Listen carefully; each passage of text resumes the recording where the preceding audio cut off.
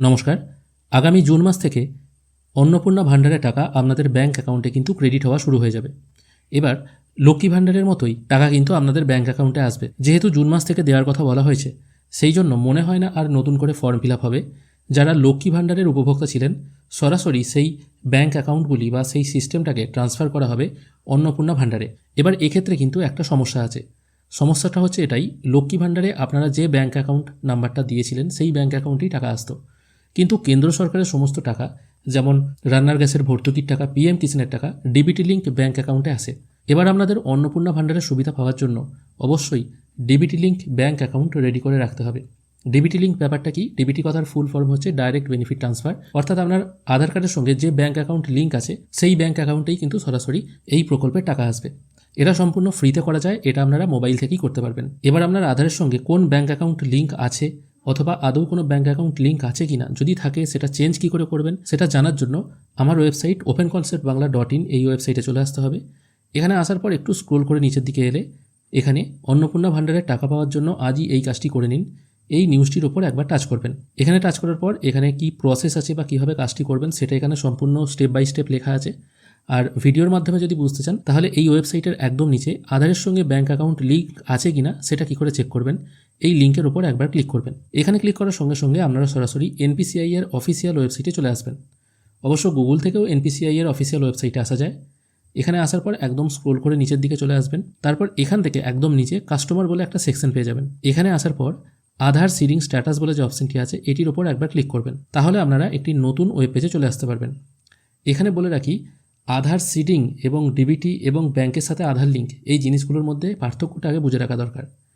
আপনার হয়তো 3 থেকে 4টে ব্যাঙ্কে অ্যাকাউন্ট আছে এবং প্রত্যেক ব্যাঙ্ক অ্যাকাউন্টের সাথেই কিন্তু আধার লিঙ্ক আছে, এটা কিন্তু ডিবিটি লিঙ্কটি নয়। ব্যাংকের সাথে আধার লিঙ্ক সেটা আলাদা জিনিস এবং আধারের সাথে ব্যাঙ্ক অ্যাকাউন্ট লিঙ্ক এটা কিন্তু আলাদা জিনিস। ডিবিটি লিঙ্কের সুবিধা আপনি তখনই পাবেন যদি আপনার আধারের সঙ্গে ব্যাঙ্ক অ্যাকাউন্ট লিঙ্ক থাকে এবং আধারের সঙ্গে আপনার পার্টিকুলার যে কোনো একটি ব্যাঙ্ক অ্যাকাউন্টেই কিন্তু লিঙ্ক থাকে, সব ব্যাঙ্ক অ্যাকাউন্ট কিন্তু লিঙ্ক থাকবে না। আশা করি জিনিসটা বোঝাতে পারলাম। এবার চেক করবেন কি করে, এই ওয়েবসাইটে আসার পর এখানে 3 ডট অপশন পেয়ে যাবেন। এখান থেকে প্রথমে আপনাকে দেখতে হবে আপনার আধারের সঙ্গে আদৌ কোনো ব্যাঙ্ক অ্যাকাউন্ট লিঙ্ক আছে কিনা। সেটা জানার জন্য অ্যাকাউন্ট ডিটেল বলে একটি অপশন আছে, এখানে একবার ক্লিক করবেন।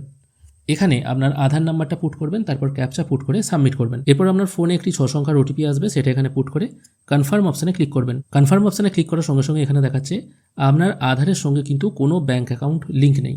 তাই কোনো কেন্দ্র সরকারের টাকা যেমন পিএম কিষাণের টাকা, গ্যাসের ভর্তুকির টাকা আপনি কিন্তু পাবেন না যদি আপনার অ্যাকাউন্টে এরকম জিনিসটা চলে আসে। তবে এক্ষেত্রে বলতে পারেন অন্নপূর্ণার ভাণ্ডারের টাকা কি ডিবিটি লিঙ্ক ব্যাঙ্ক অ্যাকাউন্টেই দেবে? দেখুন, এটা কিন্তু সরকার থেকে কোনো রকম ঘোষণা করা হয়নি। আর এই জিনিসটা করে রাখলেও কিন্তু আপনার অসুবিধা নেই যে আপনি ডিবিটি লিঙ্ক করে রাখলেন আপনার অন্যদিকে ক্ষতি হয়ে গেল, এটাও কিন্তু নয়। এটা করে রাখাটা ভালো। যদি অন্নপূর্ণা ভাণ্ডারের টাকা ডিবিটি লিঙ্ক ব্যাঙ্ক অ্যাকাউন্টেই দেয় তাহলে আপনার যেহেতু করা আছে সেক্ষেত্রে তো আপনার কোনো অসুবিধা নেই। তবে ওটিপি পুট করার সঙ্গে সঙ্গে যদি এরকম ডিটেল চলে আসে তাহলে জানতে হবে আপনাদের আধারের সাথে ব্যাঙ্ক অ্যাকাউন্ট লিঙ্ক আছে। কোন ব্যাঙ্ক অ্যাকাউন্ট লিঙ্ক আছে সেটারও শেষ 4টে সংখ্যা দেখাবে, কী নামে আছে সেটাও দেখাবে। এবার আপনি যদি মনে করেন এই ব্যাঙ্ক অ্যাকাউন্টে আপনারা নেই, আপনি এটাকে চেঞ্জ করতে চান, সেটাও আপনি করতে পারবেন। সেটার জন্য আবার এই বেস লেখা আছে, তার পাশে একটা হোম অপশান আছে, এখানে আবার ক্লিক করবেন। তারপর আধার সিডিং/ডিসিডিং এই অপশানটায় ক্লিক করবেন।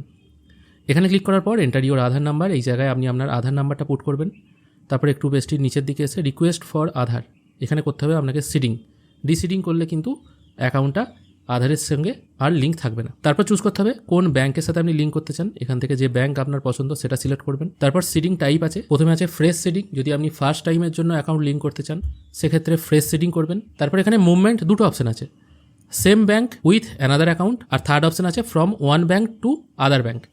সেকেন্ড অপশানটা হচ্ছে তাদের জন্য, দেখা গেল হয়তো আপনার স্টেট ব্যাঙ্কে অ্যাকাউন্ট আছে, দুটো অ্যাকাউন্ট আছে, সেক্ষেত্রে প্রথম অ্যাকাউন্টটা থেকে চেঞ্জ করে দ্বিতীয় অ্যাকাউন্টে করতে চান, সেক্ষেত্রে সেকেন্ড অপশানটা। থার্ড অপশানটা হচ্ছে দেখা গেল আপনার স্টেট ব্যাঙ্কে একটা অ্যাকাউন্ট আছে আর পাঞ্জাব ন্যাশনাল ব্যাঙ্কে একটা অ্যাকাউন্ট আছে, আপনি চাইছেন এসবিআই থেকে ওটা চেঞ্জ করে পিএনবিতে করতে, সেক্ষেত্রে থার্ড অপশানটা।